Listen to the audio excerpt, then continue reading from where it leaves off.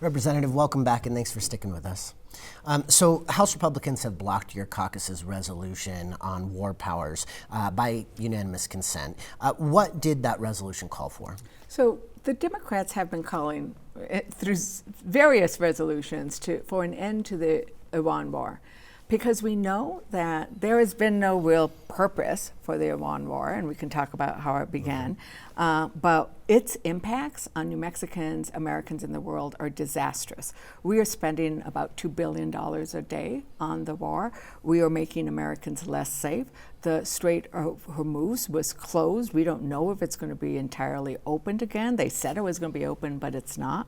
And just the moral degradation of our politics when you have a president who wants an entire civilization to die. Now, he hasn't carried out that, but he called for something that is so morally outrageous and also a war crime. So the Iran war has been a catastrophe. Americans don't like it.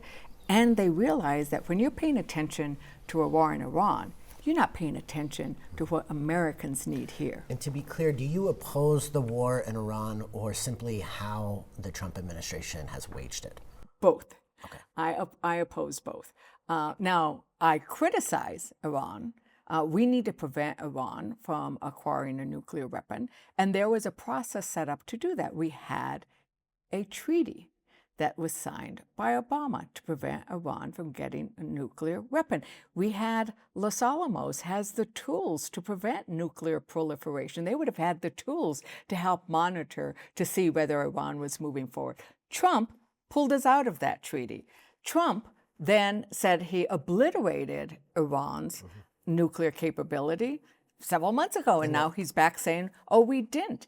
And so not only has he pursued a war that doesn't seem to make sense, he failed to do what the Constitution requires, which come to Congress and ask for a war powers resolution, ask for authority. I want to talk more about war powers, but with the Republicans ignoring your caucus's resolution, is that it for what the Democrats can do or will do? No, because we went and we presented that during a pro forma session. So we're going to go back and present a war powers resolution when we're all back in session. And we have, it was a very close vote last time. And 4 of the people who voted against the war powers resolution before Easter have now said they would vote for it. And we also had a couple of more Republicans who did not like Trump saying, I'm going to have an entire civilization wiped out. Now, you called for Trump's removal from office after he posted "a whole civilization will die" on social media. In this political landscape, that seems far-fetched. Why say it then? Because impeachment is something that the founders gave to Congress. They gave to Congress the right to prosecute and impeach a president for treason, high crimes and misdemeanor, and bribery. And what President Trump has done since he began office, there is a series of actions he has done that are impeachable. And at a certain point in time, you have to say, this is enough. And you have to call it out.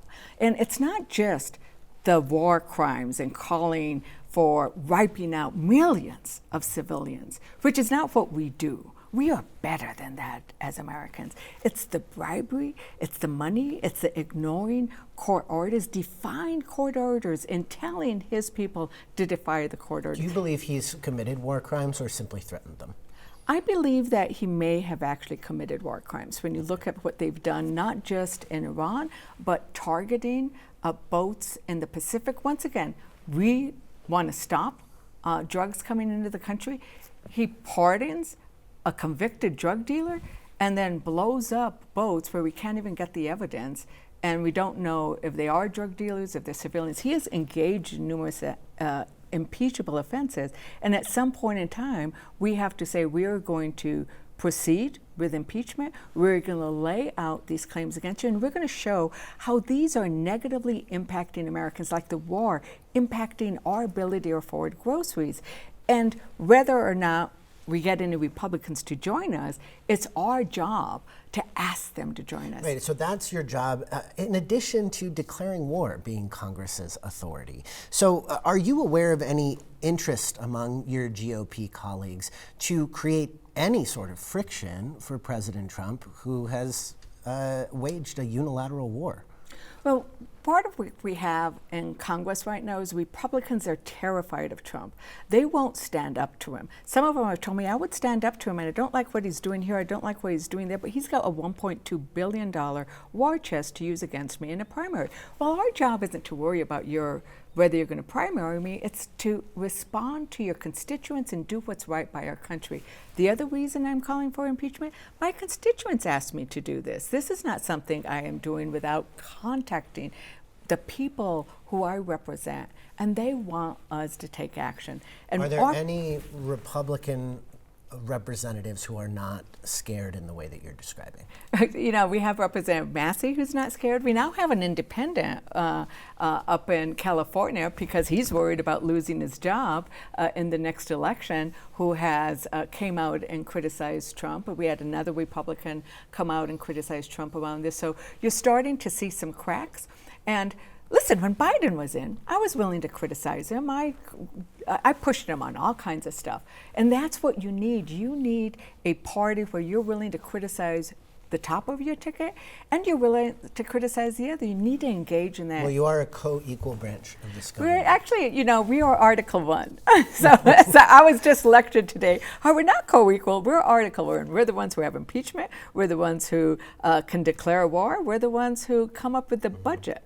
He is supposed to carry out, the president is supposed to carry out what Congress authorizes. And what we have had for too long in the United States is we are letting the executive get more and more power. Compare what we're doing now to what Washington did. Right? Washington did not want to have the presidency have that much power. Read his farewell address. There was a recognition that the president should have that, not have that power. Why? Because I have to stand for election every 2 years. My job, and this was John Adams said, the House of Representatives need to be a miniature of the people at large. We need to look, feel, and think like them. And I come back and I have to talk to them. They tell me what they want. Whereas the executive stands for office once, and then he may feel like he's above it all. And this president thinks he's above the law, and I'm not going to let that stand. Now, according to reporting for the New York Times, Israeli Prime Minister Benjamin Netanyahu made a presentation to Trump in the Situation Room that was pivotal in prompting this war, half of which U.S. officials called detached from reality.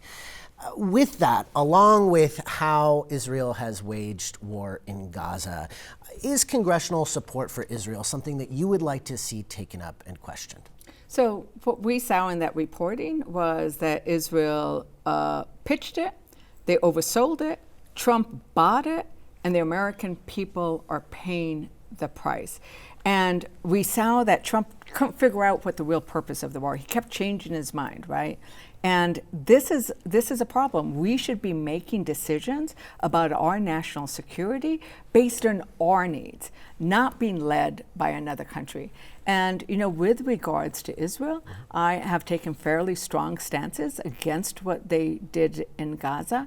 And I think that it is important that we look and we judge them on standards that are internationally recognized with regards to how do you engage in conflict, what do you do, and which they have not done in Gaza. It's been outrageous, and the rubble, you know, the children who are buried in that rubble should make all of us cry. But we do need to always question. Cry as well as review the material support that this country gives to Israel? Yeah, I think we need to look at that and look at, you know, what I have been supportive of is funding for things like the Iron Dome, but not funding for offensive weapons that could be used. I have been very critical of what they've been doing with the settlers in West Bank, where Israel will not do anything to rein in and hold those who are killing and massacring and pushing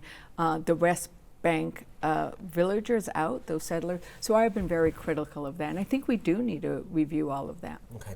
Now, what's your take on the fragility of the 2-week ceasefire? And if we can take that even more broadly, ceasefire agreements under the Trump administration, because we've seen them strain and even fall apart in Gaza as well. Right. So, Trump often, he brags a lot. And he says things that are exaggerates and sometimes, let's face it, just plain old lies. Now, in this instance, you have a ceasefire based on a 10-point plan. And you look at those 10 points, and if those are accepted, we're worse off than before we started those war, right? They said nothing about nuclear weapons. And we saw in the first days after the ceasefire announced, it didn't work. And that the Straits of Hormuz were still not open. And so, we do want to bring an end to this war. And so I'm hopeful that we get to that point. And how we get to it, whether it's because we finally get the Republicans to join us, enough Republicans, we only need a few, to join us in a war powers resolution, or it's through this ceasefire. We need to bring an end to this war. And we need to start rebuilding. The consequences of rebuilding our infrastructure, of what the world relies on for oil, our farmers for diesel and fertilizer is going to take forever. So we need to bring an end to it. We'll see what happens with the ceasefire, and I'll be monitoring it. I get lots of security briefings and other stuff. Okay. Well, we will be monitoring it too. Congresswoman, thank you so much for your time, for coming by. Thank you for asking these really important questions I think people want answers to.